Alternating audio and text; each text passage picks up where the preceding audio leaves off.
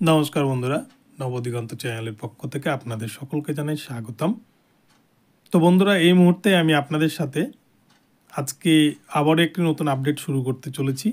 তবে তার আগে আমি আমার দর্শকদের সুপ্রভাত জানিয়ে আমি আমার আজকের ভিডিওটি শুরু করতে চলেছি।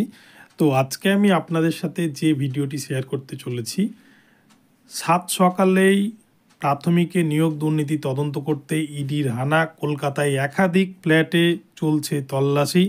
তো এই বিষয় নিয়ে এখন আমি আপনাদের সাথে বিস্তারিত আলোচনা করব। তো আপনারা সম্পূর্ণ ভিডিওটি স্কিপ না করে প্রথম থেকে শেষ পর্যন্ত দেখতে থাকুন। এই ভিডিওর মাধ্যমে আপনারা অনেক ইনফরমেশন পেয়ে যাবেন। তবে তার আগে বলে রেখি, যারা প্রথমবার আমার চ্যানেলে এসেছেন আপনারা কিন্তু অবশ্যই আমার চ্যানেলটিকে সাবস্ক্রাইব করে আমার ভিডিওতে লাইক শেয়ার কমেন্ট করে দেবেন।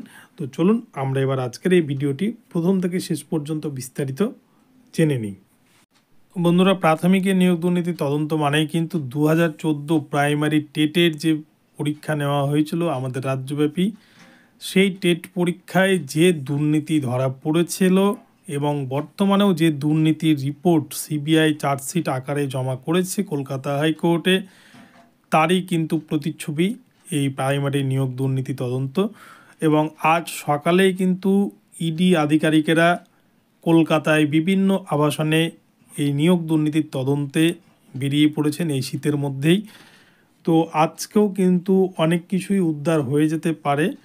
প্রসঙ্গত বলে রাখা যায়, আপনারা দেখছেন যে বেশ কিছুদিন ধরে কলকাতা হাইকোর্টে বিভিন্ন মামলা চলছে এবং নিয়োগ দুর্নীতি নিয়ে সরব একাধিক মামলাকারী তারা কিন্তু একের পর এক কলকাতা হাইকোর্টে মামলা করেছে এবং সেই মামলার কিন্তু জাজমেন্টও হয়েছে। বিচারপতি অভিজিৎ গঙ্গোপাধ্যায়ের এজলাসে আমরা দেখেছি অনেকগুলো চাকরির কিন্তু প্যানেল বাতিলের খবর এসেছিল, রিপ্যানেলের খবর এসেছে এবং বেশ কিছুজন চাকরি প্রার্থীকে চাকরি থেকে বাতিল করে দিয়ে তাদের বেতনও পর্যন্ত ফেরত দিতে হয়েছে, এমনও ঘটনা কিন্তু হয়েছে।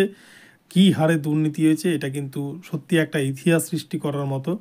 আমরা এর আগে কিন্তু মধ্যপ্রদেশের ব্যাপক কাণ্ড দেখেছিলাম যে সব থেকে বড় ভারতবর্ষের দুর্নীতি, কিন্তু পশ্চিমবঙ্গে 2014 প্রাইমারি টেটের ওপর যে দুর্নীতি হয়েছে এবং যে রিপোর্ট সিবিআই চার্জশিট আকারে পেশ করেছে, তাতে কিন্তু আজকে সকলেরই বুঝতে আর কোনো অসুবিধা নাই যে প্রাইমারিতে সত্যিই দুর্নীতি হয়েছে। এবং টেট ফেল করা ক্যান্ডিডেটদেরকে কীভাবে মানিক ভট্টাচার্য তার বুদ্ধি খাটিয়ে প্যানেলের স্বচ্ছ হিসেবে জায়গা করে দিয়েছে এবং এছাড়াও ওএমআরের যে জালিয়াতি, তা কিন্তু সত্যিই মানিক ভট্টাচার্যের বুদ্ধির প্রশংসা না করে পারা যায় না।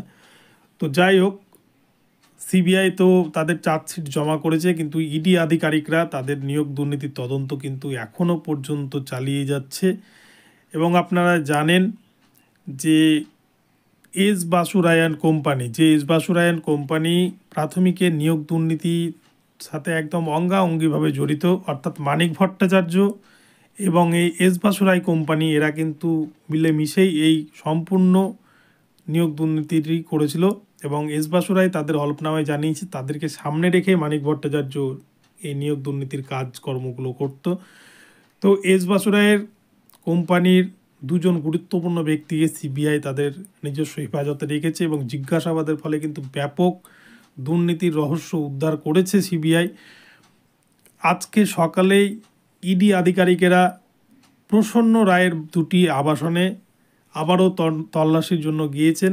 আপনারা প্রসন্ন রায়ের নাম শুনেছেন এর আগে, যেমন এর আগে বলা যায় কুন্তল ঘোষ, তাপস মণ্ডল, প্রসন্ন রায়, এদেরকে কিন্তু সিবিআই গ্রেপ্তার করেছিল এবং প্রসন্ন রায় দীর্ঘদিন জেলে থাকার পরেও সে জামিনে মুক্ত পায়। আজ থেকে 2 মাস আগেই কিন্তু প্রসন্ন রায় জামিনে মুক্ত পেয়েছেন, কিন্তু কুন্তল ঘোষ, তাপস মণ্ডল এদের আবেদনগুলি খারিজ করে দেয় নিম্ন আদালত, ফলে তারা এখনও জেলের মধ্যেই রয়েছেন। অপরদিকে কিন্তু পার্থ চট্টোপাধ্যায় আমাদের প্রাক্তন শিক্ষামন্ত্রী এবং মানিক ভট্টাচার্য তৎকালীন শিক্ষা পর্ষদের চেয়ারম্যান, এনারাও কিন্তু জামিনের জন্য আবেদন জানান, কিন্তু সে আবেদনগুলো খারিজ হয়ে যায়।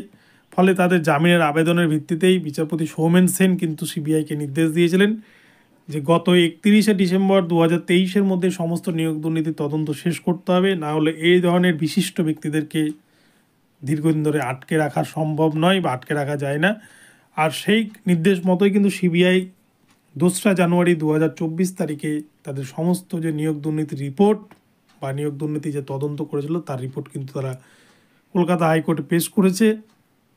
এবং সেই চার্জশিটে কিন্তু একাধিক প্রভাবশালীর নাম, মিডলম্যানদের নাম, এজেন্টদের নাম এবং চাকরি প্রার্থীদের রোল নাম্বার থেকে আরম্ভ করে কোন ডিস্ট্রিক্ট, বাবার নাম এবং কার মাধ্যমে কতটা গেছে সমস্ত কিছু কিন্তু সিবিআই তাদের রিপোর্ট আকারে পেশ করেছে কলকাতা হাইকোর্টে। কিন্তু আজকে ইডি আধিকারিকেরা প্রসন্ন রায়ের যে নিউ টাউনের 2টি আবাসন রয়েছে সেই আবাসনে কিন্তু গিয়েছে এই নিয়োগ দুর্নীতি তদন্ত করতে। আপনারা জানেন প্রসন্ন রায় এর আগে নবম দশমে যে শিক্ষক নিয়োগ হয়েছিল 2016 সালে, নবম দশম গ্রুপ সি গ্রুপ ডি, এই যে শিক্ষক এবং অশিক্ষক কর্মী নিয়োগ হয়েছিল এখানে কিন্তু ব্যাপক লেনদেনের সঙ্গে জড়িত ছিলেন প্রসন্ন রায়, এমনটাই কিন্তু সিবিআই সূত্রে খবর ছিল। তো ইডি আধিকারিকেরা এবার কিন্তু প্রাথমিকের নিয়োগ দুর্নীতির তদন্ত করতে প্রসন্ন রায়ের বাড়িতে অর্থাৎ ফ্ল্যাটের সামনে গিয়ে তারা দাঁড়িয়ে আছেন। তারা প্রসন্ন রায়ের ফ্ল্যাটে তারা ঢুকছেন এবং সেখানে কিন্তু নিয়োগ দুর্নীতির তদন্তে হয়তো যদি কিছু পেয়ে যান তাহলে কিন্তু এই নিয়োগ দুর্নীতির তদন্ত হয়তো আরও জোরালো প্রক্রিয়ায় এগোবে, বা সিবিআই যে চার্জশিট দিয়েছে তার সাথে এটা হয়তো আরও পাকাপোক্ত হতে পারে। সেই জন্য কিন্তু ইডি আধিকারিকরা সকাল থেকে এই নিয়োগ দুর্নীতি তল্লাশি শুরু করে দিয়েছেন। ফলে এখন কি হবে তা আমরা পরবর্তীতে কিন্তু দেখতে পাবো। এবং এছাড়াও আরেকটি বিষয় বলে রাখি, অনেকেই জানতে চাইছিলেন যে গ্রুপ সি গ্রুপ ডি এসএলএসটির যে মামলা হওয়ার কথা ছিল বা চাকরি বাতিলের কথা ছিল তার কি হলো। তো গতকালকে মামলাটি উঠেছিল এবং বিচারপতি দেবাংশু বসাকের ডিভিশন বেঞ্চে মামলা ওঠার পরে পার্থ চট্টোপাধ্যায়ের যিনি আইনজীবী অনিন্দবাবু উনি কিন্তু সিবিআইয়ের যে সিবিআইয়ের ভূমিকা নিয়ে কিন্তু প্রশ্ন তোলেন।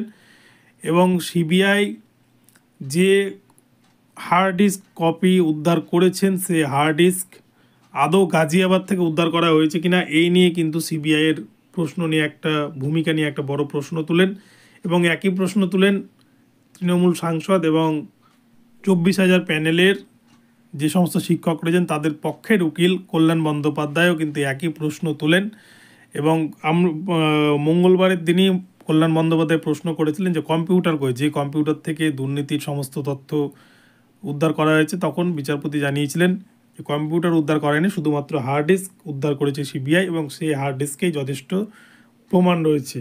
কিন্তু এবারে সেই হার্ড ডিস্ক নিয়েই প্রশ্ন তুলছেন অপরপক্ষের উইল কল্যাণ বন্দ্যোপাধ্যায় এবং অনিন্দবাবু। তো বিষয়টি সেখানেই রয়েছে, এখনও পর্যন্ত সেভাবে কোনো কিছু হয়নি। তো দেখা যাক আজকে কলকাতায় হাইকোর্টের পক্ষ থেকে কিছু নতুন খবর পাওয়া যায় কিনা, বা ইডি যে তল্লাশি করছে এই তল্লাশিতে কি উঠে আসে তা আপনাদেরকে জানাবো পরবর্তীতে। তো আজকের এই আপডেটটি আপনাদের কেমন লাগলো আপনারা কমেন্ট বক্সে জানাবেন, এবং ভিডিওটি ভালো লাগলে আমার ভিডিওতে লাইক শেয়ার কমেন্ট করতে ভুলবেন না, এবং চ্যানেলটিকে অবশ্যই কিন্তু সাবস্ক্রাইব করে দেবেন। ধন্যবাদ।